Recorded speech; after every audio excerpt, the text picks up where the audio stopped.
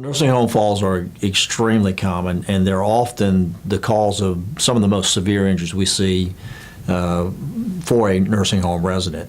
But to give you some idea of how common it is, the Centers for Disease Control, they estimate that 1,800 people die every year as a result of a fall in a nursing home, and that's a pretty astounding number. There's also been studies that estimate that 1/2 to 3/4 of all nursing home residents are going to experience at least one fall during a year. Now, these falls aren't always due to negligence. You have people that have health issues, they're elderly, but there is a duty on behalf of the nursing home, especially when they know that they have residents who are susceptible to a fall. There's a duty that they have to try to do what they can to prevent the falls and to do what they can to try to lessen any injuries that come from the falls.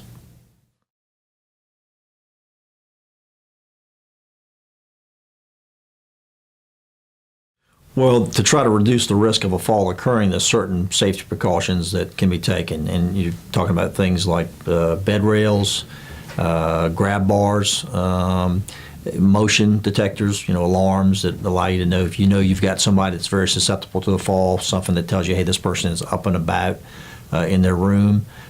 We've heard a number of instances where the fall occurred because someone says, hey, I couldn't get anybody to come assist me to go to the bathroom.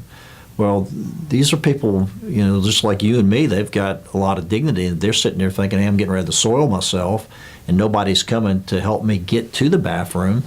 They're going to get up and go to the bathroom. And if that's a person that's susceptible to a fall, then that can result in a pretty significant injury. Another thing that we see that often is the cause of the falls is people that have been improperly drugged.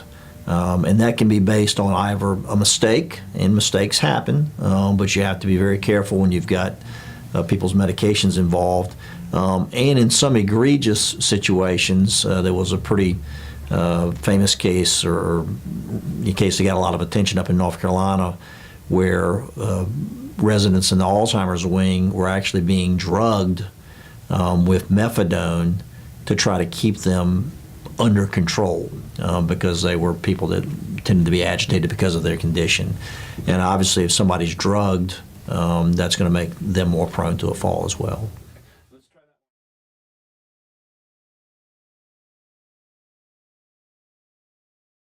There's some controversy. You may be told if you've got a resident or a loved one in a nursing home that, hey, we can't install a bed rail.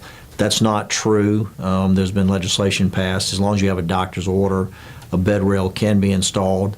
There have been cases of strangulation as a result of the bed rail, but the risk of death from strangulation due to a bed rail is much lower than the risk of death, the 1,800 deaths a year that the CD says occur as a result of residents falling in nursing homes.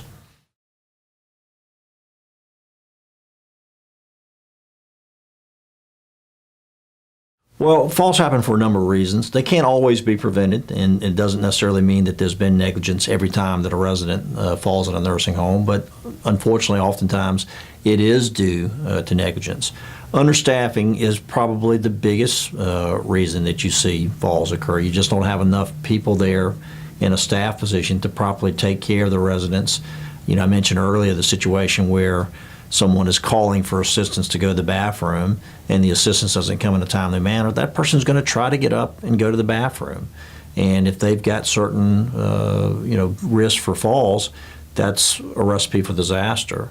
Medicare and Medicaid, given how much money they spend on nursing homes, they actually require that the homes do a risk assessment for every patient. That's a home that accepts federal benefits, which is 95% of the homes. But oftentimes what you see is that these risk assessments, they're a joke. They're just sort of done just so that the person can check it off the list. And I'm not necessarily blaming the nursing assistant or the nurse because of that, because if they don't have enough people helping them, it's just one more thing on their stack that they got to get done in the given day. But unfortunately, it can really lead to serious trouble if they don't properly assess somebody's risk for a fall.